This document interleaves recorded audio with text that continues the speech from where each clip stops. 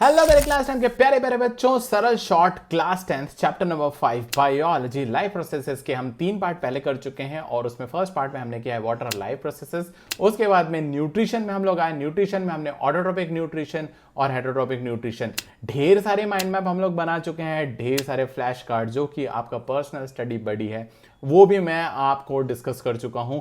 और अब मैं लेकर के आया हूं आपके लिए जो नेक्स्ट फोर्थ पार्ट है, that is the next life processes respiration, उसका हम लोग करने वाले हैं आज सरल शॉर्ट। तो फटाफट चलो रेडी होते हैं और नोटबुक लेकर के आ जाइए, क्योंकि हम ढेर सारे माइंड मैप और नोट्स बनाने वाले हैं, प्लस मैं आपको फ्लैश कार्ड भी देने वाला हूं। तो लेट्स गेट स्टार्टेड। अब हम देखते हैं कि यहां पर इस पैराग्राफ का माइंड मैप कैसे बनता है और इसमें एक्चुअली क्या क्या मेन बातें हैं। नोट्स बनाना है हमको, माइंड मैप लर्न करना है, ये हमारा सरल शॉर्ट है। फिर उसको हमको एक्टिव रिकॉल करना है और फ्लैश कार्ड भी करना है। तो चलिए रेस्पिरेशन के बारे में यहाँ पे इंट्रोडक्शन है।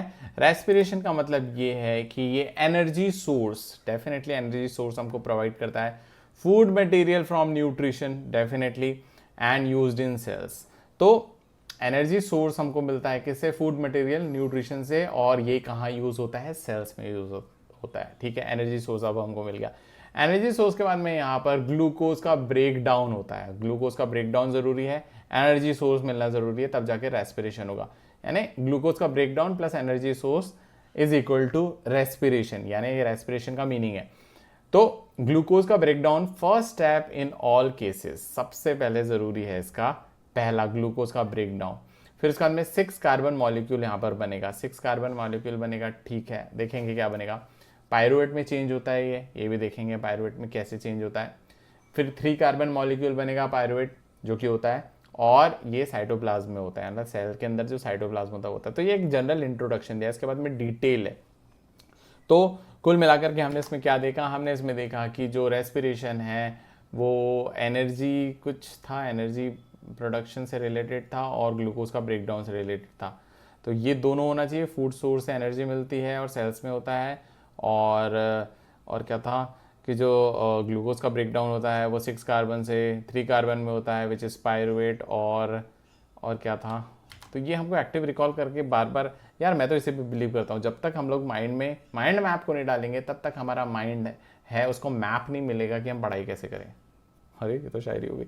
रेस्पिरेशन, फूड एनर्जी सोर्स, ठीक है, food material from nutrition used in cells. Glucose breakdown first step in all cases है 6 carbon molecule into pyruvate, 3 carbon molecule process in cytoplasm. ठीक है, मोटा मोटा हमको याद हो गया। आगे बढ़ते हैं।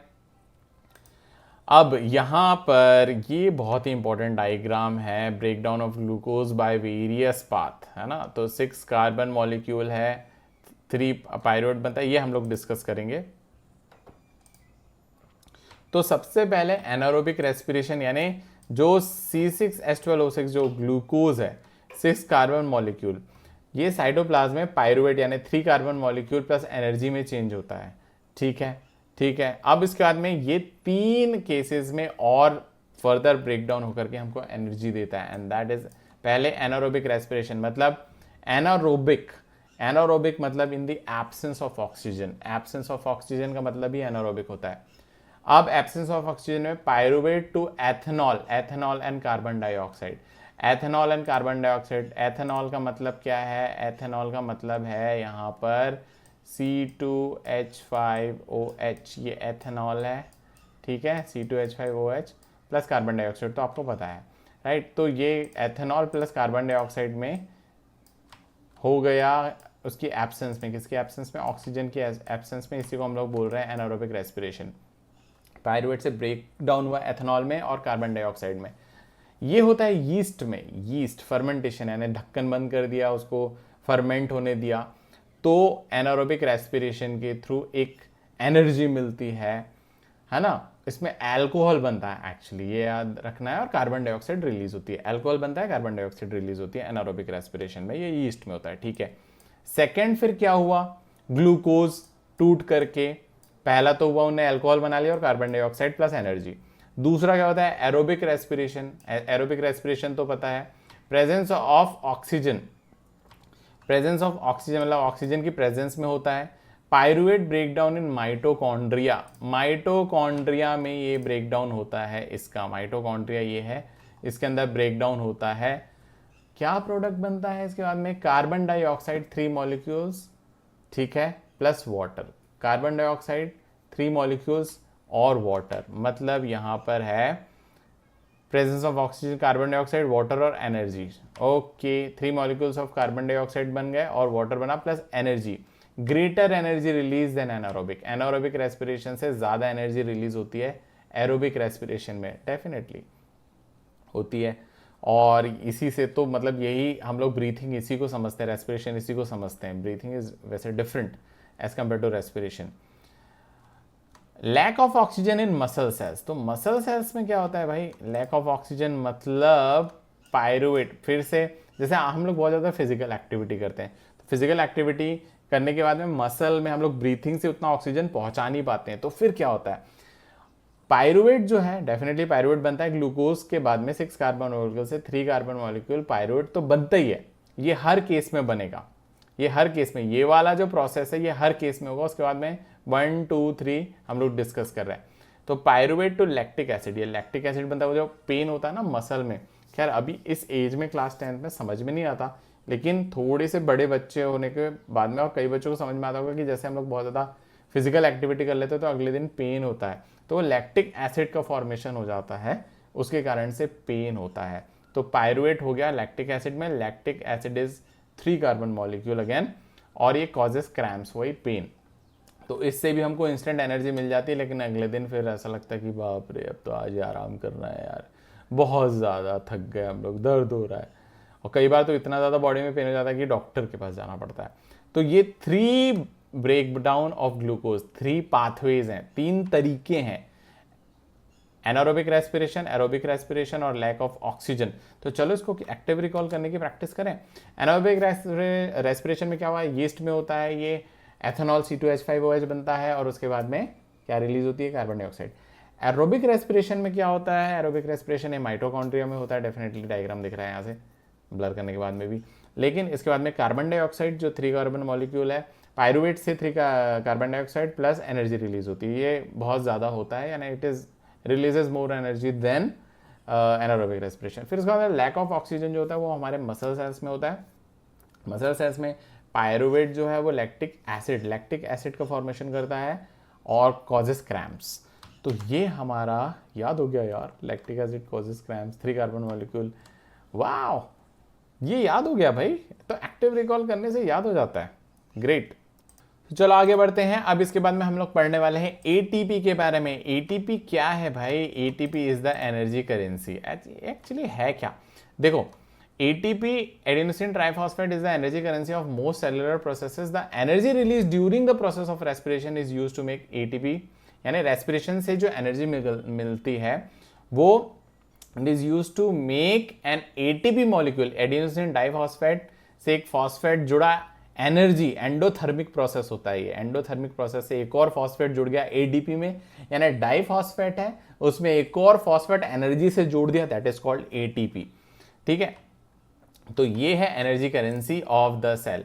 तो सिंथेसाइज ड्यूरिंग सेलुलर रेस्पिरेशन, ये सिंथेसाइज होता है एंडोथर्मिक रिएक्शन से, ठीक है। Use to fuel cell activities, cell activities को फ्यूल करने के लिए एनर्जी देने का काम करते हैं, जैसे मुझे पढ़ाने के लिए भी एनर्जी देने का काम कर रहा है यही।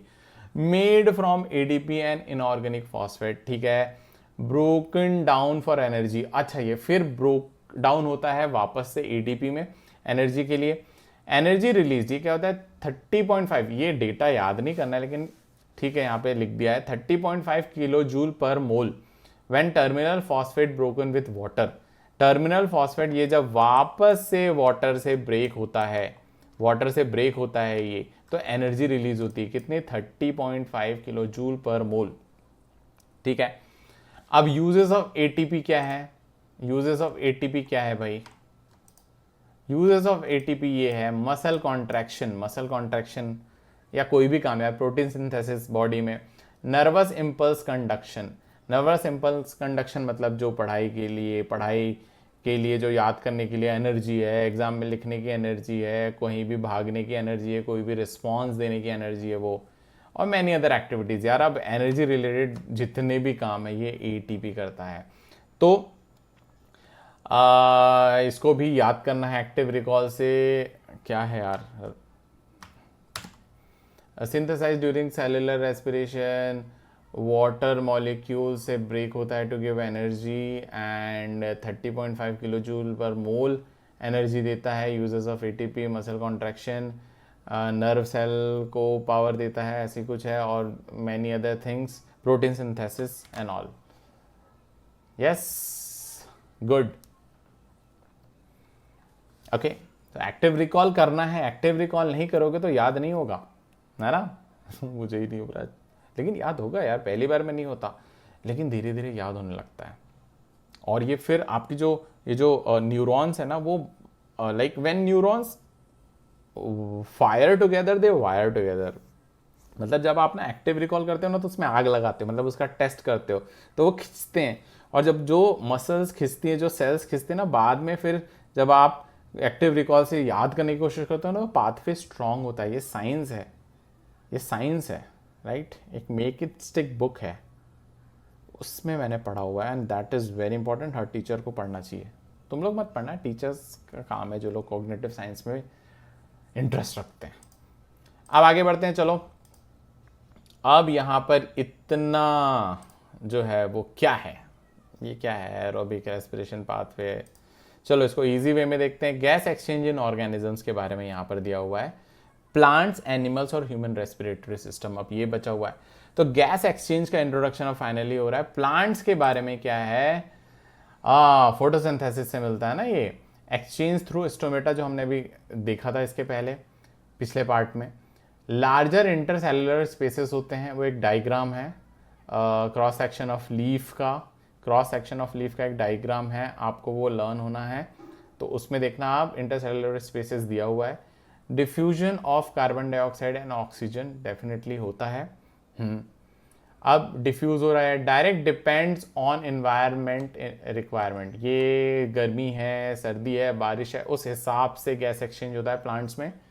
नाइट में CO2 एलिमिनेशन मेजर एक्टिविटी है, यानी नाइट में कार्बन डाइऑक्साइड जो होता है is a major exchange activity. देखो लाइन बाय लाइन से ये बना हुआ है माइंड मैप, है ना, अपने मन से नहीं बना हुआ है, स्ट्रिक्टली NCERT से बना हुआ है. और डे में carbon dioxide, sorry for this, it is CO2 under वाला है ना ये. CO2 यूज्ड इन डे में क्या होता है, CO2 used in photosynthesis, oxygen release major event. ठीक है, CO2 फोटोसिंथेसिस में यूज हो जाता है डे में, और oxygen release is a major event दिन में. तो ये प्लांट्स के बारे में है ना. तो exchange through stomata, larger intercellular space, diffusion of CO2 and oxygen, direction depends on environment, and night में CO2 ज़्यादा, दिन में CO2 कम, फोटोसिंथेसिस ज़्यादा, ऑक्सीजन रिलीज ज़्यादा. ठीक है, ठीक है, ठीक है. अब चलो मैं ब्लर कर रहा हूँ इसको, ज़रा पॉज करके एक्टिव रिकॉल करके बताओ. मैं ही करूँगा क्या इस बार तुम लोग करो. कर लिया. चलो, तो प्लांट्स में क्या था, exchange through stomata, larger intercellular spaces, diffusion of CO2 and oxygen. Very good. Direction depends on environment requirement. Night में CO2 elimination major activity, day में CO2 used in photosynthesis, oxygen released is a major event on days. चलो ये हो गया इतने का mind map. Mind map बनाते रहो भाई, नोट्स बनाते रहो. इतना बढ़िया जो है ना, ये इतना कंसाइज करके अभी नहीं मिल रहा यूट्यूब में आपको.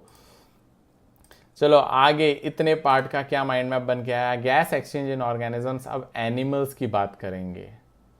वो एक्वेटिक एनिमल्स, इतने सारे एक्वेटिक एनिमल्स कहाँ से आ गए भाई. I think I am under water. तो एनिमल्स जो रहते हैं डिफरेंट ऑर्गन के इवॉल्व हुए हैं. अब take of oxygen from environment, ठीक है. Getting rid of carbon dioxide, ये भी बहुत ज़्यादा ज़रूरी है. तो ये तो जनरल बातें हैं. अब एक्वेटिक एनिमल्स जो हैं वो क्या करते हैं. एक्वेटिक एनिमल्स ये use dissolve oxygen in water, definitely. Faster breathing rate, why, because of low dissolve oxygen. Oxygen जो है वो लो डिजॉल्व होता है ना पानी में, इसीलिए ब्रीथिंग रेट फास्ट रहता है. Water taken through mouth, forced past gills. Mouth से लेता है, ये देखो माउथ से ले रही है फिश, दिखा दो, और गिल से पास होकर के ये फिर वाटर करंट को बाहर कर देते हैं और ऑक्सीजन का ब्लड में अब्सॉर्ब हो जाता है. So dissolve oxygen taken by blood in gills. Okay, तो ये एक्वाटिक एनिमल्स में है। ओके, फिर से आपको करना है एक्टिव रिकॉल। एक्टिव रिकॉल करना है जी। हाँ, क्या डिजोल्व एक्वेटिक एनिमल्स जो रहते हैं they use dissolve oxygen the faster breathing rate because of low dissolve oxygen, then they take water current and they absorb oxygen in gills and they through gills and then into the blood vessel। ठीक है, okay, almost हमने सही किया। नहीं भी किया तो अगली बार कर लेंगे। ठीक है, ज़रूरी नहीं, अपने आप को टेस्ट नहीं करना है, हमको अपने आप को प्रिपेयर करना है एक्चुअली, है ना। टेस्ट ये मत करना कि फाइनल एग्जाम है तो एक्टिव रिकॉल में डिस्करेज हो जाएगा, डिस्करेजमेंट आ जाएगा एक्चुअली। चलो आगे बढ़ते हैं। गैस एक्सचेंज इन ऑर्गेनिजम्स। अब हम एनिमल्स में, एक्वेटिक एनिमल्स हमने देख लिया, इसके पहले टेरेस्ट्रियल एनिमल्स। वाओ, बहुत ज़्यादा फेमिलियर लग रहे हैं ये लोग। ये क्या करते हैं terrestrial animals? Use oxygen in atmosphere, oxygen absorb by different organs. Definitely organs have large surface area, जैसे हमारे चेस्ट में है ना। Okay, surface is fine and delicate. अब हम देखेंगे surface usually with in body for protection, मतलब ये जो होता है ना, ये लंग्स के बारे में बता रहे हैं। Passages take air to exchange area. ठीक है, different mechanism for moving air in and out. इतनी सारी बातें इसमें लिखा हुआ है। पहले ये ना इंट्रोडक्शन पार्ट है कुल मिला करके। ठीक है, टेरेस्ट्रियल एनिमल्स में ये चीज़ें होती हैं। अब मेन जो है वो क्या होता है यार, इसमें मेन जो बातें हैं वो रेस्पिरेटरी सिस्टम के बारे में ही एक्चुअली ये इंट्रोडक्शन था कि यूज़ ऑक्सीजन इन एटमॉस्फेयर से लेके mechanism for moving air in and out तक ये बातें होनी चाहिए टेरेस्ट्रियल ऑर्गेनिजम्स में, राइट। अब रेस्पिरेटरी सिस्टम में एयर इनटेक होता है डेफिनेटली थ्रू नॉस्ट्रिल, नाक के through, filter by fine hairs, नाक के अंदर हेयर्स होते हैं, ये बहुत ज़्यादा ज़रूरी हैं। Line with mucus help filtering, आपके नाक में म्यूकस होता है, रोते समय बाहर आता है और वो फिल्टर में हेल्प करता है एक्चुअली गंदगी को साफ करने का काम। पासेस थ्रू थ्रोट, ये थ्रोट से होकर के गया। Rings of cartilage in throat prevent collapse. Rings of cartilage यहाँ पर है, देखो रिंग्स ऑफ कार्टिलेज, ये कोलैप्स को मतलब इसको चिपकने से रोकता है। ये रिंग्स ऑफ कार्टिलेज है, ये मतलब इज जस्ट लाइक ये बलून है, बलून को बाहर बोन्स का सपोर्ट दे दिया गया है, उसको चिपका दिया गया है ताकि वो कोलैप्स, चिपकने से अपने आप को रोके। तो rings of cartilage in throat prevent collapse into lungs. अब ये एयर जो है ये माउथ से होकर के नॉस्ट्रिल से होकर के अंदर गया, ठीक है। अब विद इन लंग्स क्या होता है? विद इन लंग्स, अरे भाई विद इन लंग्स में passage divides into smaller tubes, तो आप देख रहे हो स्मॉलर ट्यूब में डिवाइड हो गया, ठीक है। अब दूसरी बात क्या होता है? टर्मिनेट इन एल्वियोलाई या एल्वियोली, ये एल्वियोली है, ठीक है, एल्वियोलाई बोलूंगा मैं इसको। बलून लाइक स्ट्रक्चर है, डेफिनेटली बलून लाइक स्ट्रक्चर है, ये आपको बलून लाइक स्ट्रक्चर दिख रहा है। Provide surface for gas exchange, gas exchange के लिए सरफेस एरिया भी ये जो सर्कल होता है उसका सरफेस एरिया सबसे मैक्सिमम माना जाता है शेप्स में, 3D शेप में, तो ऐसा ही एल्वियोलाई का शेप है। Provide surface for gas exchange. Walls have extensive blood vessels, खूब सारे ब्लड वेसल आपको देखने को मिलेगी इसकी वॉल्स में, जो कि गैस एक्सचेंज का काम करती है। ओके, टर्मिनेट इन एल्वियोलाई ये हो गया। अब इसको हम ब्रीथिंग साइकिल वगैरह डिस्कस करेंगे। तो फिर से हम लोग एक्टिव रिकॉल करना है, क्या करना है? एयर इनटेक हुआ, अरे यार एक बार देख लो, एयर इनटेक हुआ, फिर क्या हुआ? हाँ, एयर इनटेक हुआ थ्रू नॉस्ट्रिल्स, फिर उसके बाद में वो पैसेज में गया, रिंग्स ऑफ कार्टिलेज होता है, कोलैप्स से बचाता है, एंड देन उसके बाद में पैसेज में गया, उसके बाद में वो मल्टीपल ब्रांचेस में ब्रेक हो गया, एंड इन एल्वियोलाई, एल्वियोलाई में बहुत सारा लाइक लार्जर सरफेस एरिया होता है, ब्लड, बहुत सारी एक्सटेंसिव ब्लड वेसल्स होती है, यही है ना? Yes, good. मैं बार बार एक्टिव रिकॉल करूंगा यार, क्योंकि एक्टिव रिकॉल से ना मतलब it's like brain training, brain train हो रहा है मेरा, आपका भी होगा, हाँ, और वो फ्लैश कार्ड से तो भाई साहब वो तो एकदम प्रो है, वो तो एसआरएस सिस्टम ही है, स्पेस रेपिटेशन सिस्टम। तो चलो वो उसके बारे में आगे बताऊंगा मैं। अब बढ़ते हैं आगे, क्या हुआ, मतलब देखो अभी यहाँ तक हमने किया ना, उसके बाद ब्रीथिंग साइकिल और रेस्पिरेटरी पिगमेंट्स, इसके बारे में का जो माइंड मैप है वो आगे खुलेगा, और वो यहाँ पर खुल गया। अरे हाँ, ब्रीथिंग साइकिल, ब्रीथिंग साइकिल क्या हो रहा है, ब्रीथिंग साइकिल को हम लोग देखते हैं, ब्रीथिंग इन रिब्स लिफ्ट, यानी हमने किया तो रिब्स बाहर आएंगे, डायफ्राम हमारा पहले ऐसा था, ऐसा, बाद में वो फ्लैट हो जाता है क्योंकि वो बड़ा हो जाता है, राइट।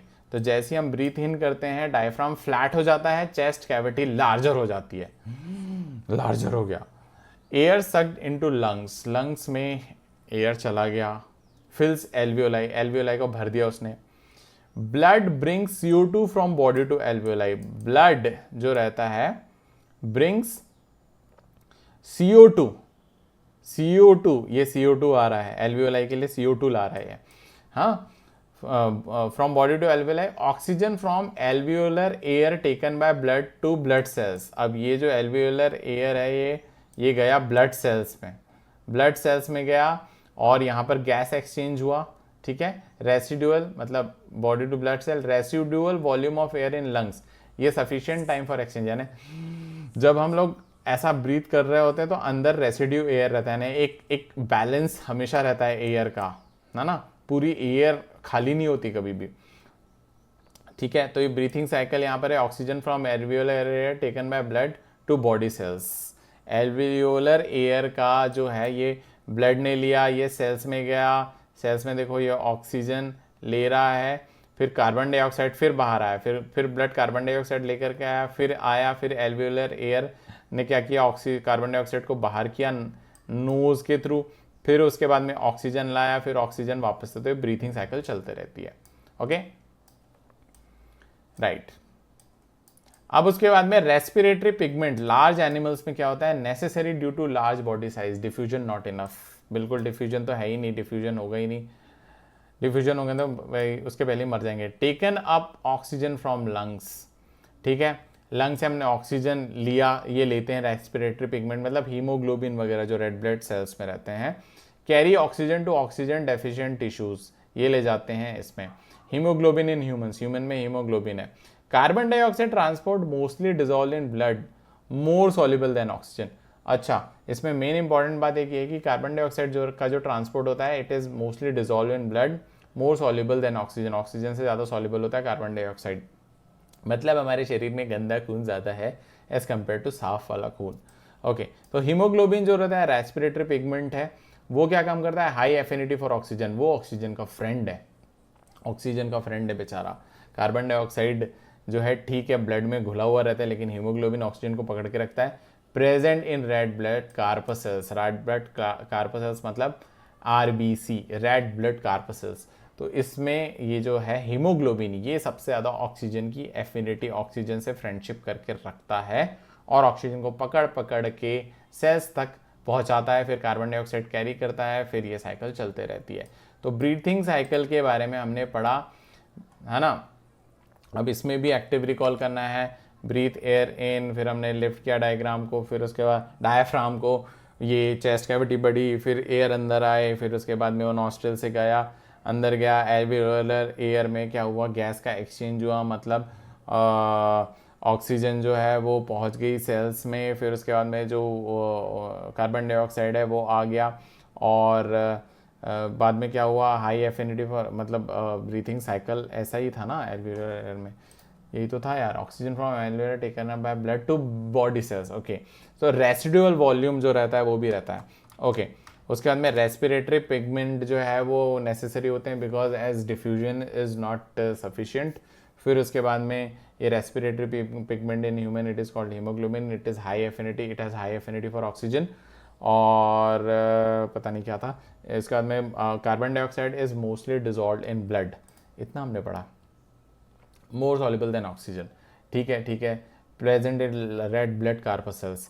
तो ये देखिए, ये ऑलमोस्ट ना मैं 70% से ज़्यादा रिकॉल कर पा रहा हूँ। आपकी जो मेमोराइजेशन कैपेसिटी वो मुझसे ज़्यादा होगी, यहाँ पॉज करके आप इससे ज़्यादा इसको रिकॉल कर पाएंगे। यही एक्चुअली एक फ़ायदा है माइंड मैप का। माइंड मैप से इसलिए मैं आप लोगों को यहाँ पर पढ़ने बोल रहा हूँ क्योंकि माइंड मैप से नोट्स आपके बहुत अच्छे हो जाएंगे। माइंड मैप तो एक विजुअल लर्नर के लिए बहुत ज़्यादा ज़रूरी होता है। माइंड मैप से ही आप छुपा छुपा करके एक्टिव रिकॉल कर पाएंगे और सही मायने में चैप्टर आपका तैयार हो जाएगा। प्लस फ्लैश कार्ड तो बोनस है। ओके, तो यहाँ पर अब हम लोग देखते हैं, हमने पढ़ा रेस्पिरेशन के ऑलमोस्ट 4 पेजेस एनसीईआरटी के। देखो कितने कितने आराम से ख़त्म कर दिए हमने। अब इसके बाद में यहाँ पर हम नहीं रुकेंगे। यदि मैं आपसे बोलूँ कि इन 4 पेजेस का आप समरी बनाइए, समराइज कीजिए अपने वर्ड्स में, तो माइंड मैप की हेल्प से आप कर सकते हैं। माइंड मैप से आप बहुत अच्छे से कर सकते हैं। ऑलमोस्ट 170 वर्ड्स में, यदि मैं आपको बोला 175 वर्ड्स में, 200 वर्ड्स के अंदर यदि आपको करना हो, यदि हम पूरा का पूरा रेस्पिरेशन पे एक नोट लिखना चाहें, एक आंसर लिखना चाहें 200 वर्ड्स के अंदर, तो क्या होगा? पॉज करके ज़रा सोचिए। आप बना सकते हैं, मुझे पता है। तो चलिए, यहाँ पर ये बन रहा है ऐसा, आपका इससे भी अच्छा बन सकता है। Respiration is the biochemical process through which organisms break down food, mainly glucose, to release energy. This energy is stored in the form of ATP, adenosine triphosphate, known as the energy currency of the cell. ठीक है, ये वाला। The first step of respiration occurs in cytoplasm, ठीक है, where glucose is broken into pyruvate 3 carbon molecule. Depending on oxygen availability, 3 pathways follow. ये वाला। In aerobic respiration, pyruvate breaks down into carbon dioxide and water in the mitochondria, releasing large amount of energy. Great. In anaerobic respiration is in yeast. It converts to ethanol, C2H5OH, and CO2 with less energy as compared to aerobic respiration. In human muscle, under low oxygen, it forms lactic acid, causing cramps. ये हो गया खत्म, ये वाला page खत्म हो गया। ATP भी डिस्कस हो गया है यहाँ पर। ओके, अब इसके बाद में plant exchange via stomata while animals have specialised respiratory system, ये इंट्रोडक्शन वाला पार्ट यहाँ पे। अब इसके बाद में in humans, air enters through nostrils, travels through trachea into lungs and reaches the alveoli. Gases exchange take place in alveoli, which are richly supplied with blood vessels. Hemoglobin in red blood cells binds oxygen, while carbon dioxide dissolves in plasma. This ensures efficient oxygen delivery and waste removal. क्या ही बढ़िया summary है यार respiration की। 4 page की summary यहाँ पर under 200 words आपको पूरा का पूरा ये रिकॉल करा देगा यार। तो ये भी एक प्रकार से बहुत काम का नोट है। आप इसको बिल्कुल you can go with that. लेकिन यहाँ पर रुकना नहीं है आपको। एक्टिव रिकॉल फिर से हमें करना है बार बार, जब तक पूरी एनसीईआरटी की लाइन बाय लाइन हमारे ब्रेन में। देखो, मैं प्रैक्टिकल आपको बता रहा हूँ कि एनसीईआरटी की लाइन बाय लाइन को आप कैसे लर्न कर सकते हो यार। प्रैक्टिकल एकदम क्या बताऊँ मैं इसको, एकदम प्रैक्टिकल है ये, इससे हो जाएगा। यदि आप इस सेक्शन को फिर से ब्लैंक करके लिखें कि आपकी अंडरस्टैंडिंग यहाँ पर लिखें और कुछ समय के बाद में इसको टेस्ट आउट करें, तो यार ये सही मायने में आपको पता चल जाएगा कि आपको क्या याद है क्या नहीं है। फिर से थोड़ा सा आप 1-2 दिन का गैप लें, फिर उसके बाद में यहाँ पर अपनी अंडरस्टैंडिंग को लिखें, ब्लैंक करके लिखें इन पेजेस को, तो कितना ही अच्छा हो, है ना। तो ये एक्टिव रिकॉल ऐसा करके देखो यार, आप लोग बहुत अच्छा कर पाओगे। अब how to learn intex question the SARAL way, spaced active recall assessment learning है। सरल का मतलब ये जो 4 क्वेश्चन आपके इंटेक्स्ट हैं, आप क्वेश्चन लिखिए यहाँ पर कॉपी में, आंसर लिखिए दूसरे पेज में, 2-3 क्वेश्चन 3, यहाँ पे 4 क्वेश्चन है। तो आपको क्या करना है, कॉपी को पूरी तरह से फोल्ड कर लेना है, आपका फ्लैश कार्ड बन जाएगा। एक तरफ सारे क्वेश्चन दिखेंगे आपको, एक तरफ सारे आंसर दिखेंगे। क्वेश्चन आपको पढ़ना है, उसके बाद में आंसर तुरंत नहीं देखना है, आंसर रिकॉल करना है और पूरा जोर लगाना है आपको, और उसके बाद में आंसर देखना है। तो क्या होगा कि जितना ज़्यादा आप अपने न्यूरॉन्स को फायर करेंगे, उतना बढ़िया आप अंदर तक आप याद कर पाएंगे और उतने जल्दी याद होगा आपको। देखो, अभी मैं प्रैक्टिकल आपको दिखाता हूँ, मैं फ्लैश कार्ड से करके बताता हूँ आपको।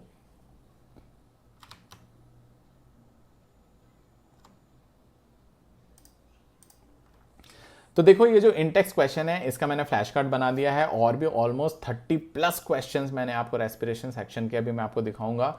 ये फ्लैश कार्ड्स के फॉर्म में मैं दे रहा हूँ। ये मैं क्यों प्रमोट करता हूँ, क्योंकि प्रमोट क्या है यार, ये तो फ्री और ओपन सोर्स है, लेकिन यहाँ पर टीचर का काम है कि वो इसका बिजनेस नहीं किया जा सकता है, इसलिए मैंने आपके लिए फ्लैश कार्ड यहाँ पर बना दिया है। और ये स्पेस रेपिटेशन सिस्टम पे काम करता है। मतलब जो क्वेश्चन आपको याद नहीं हुआ वो इसके एल्गोरिदम आपको वही क्वेश्चन या सामने रखेंगे जो आपको याद नहीं होते हैं लॉन्ग रन में, ये आप ट्राई करके देखना। What advantage over an aquatic organisms does a terrestrial organisms have with regard to obtaining oxygen for respiration? They have gills, और क्या they have gills? Terrestrial, अरे बाप रे, terrestrial organism breathe atmospheric air। अच्छा question ही कुछ और था, question ही नहीं समझा भाई तू। Terrestrial organism breathe atmospheric air which contains higher concentration of oxygen than water. Aquatic organisms rely on dissolved oxygen which is much lower in quantity. As a result, terrestrial organisms get oxygen more easily and efficiently, while aquatic organisms must breathe faster to extract sufficient oxygen from water. Hard question ही नहीं समझा क्योंकि मैं, ये जल्दी आएगा देखना अभी। excuse me भी नहीं बोल पाया मैं। What are the different ways in which glucose is oxidized to provide energy in various organisms? 3 pathways हैं।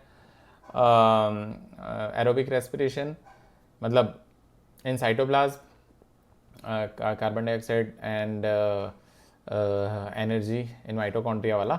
फिर इसके बाद में yeast में ethanol और कार्बन डाइऑक्साइड, लेसर एनर्जी, और दूसरा मसल सेल्स में lactic acid plus carbon dioxide, हाँ water energy.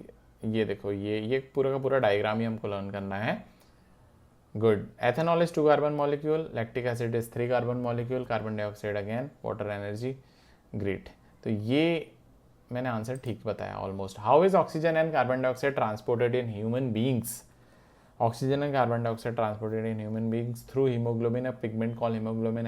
It has affinity with oxygen and it actually takes oxygen to the different parts of the cell. Oxygen is transported by hemoglobin, a respiratory pigment in red blood cells that has high affinity for oxygen. Carbon dioxide is mostly transported in a dissolved form in plasma as bicarbonate ions, since it is more soluble in water than oxygen. ठीक है, ठीक है। Carbon dioxide को पूछा था।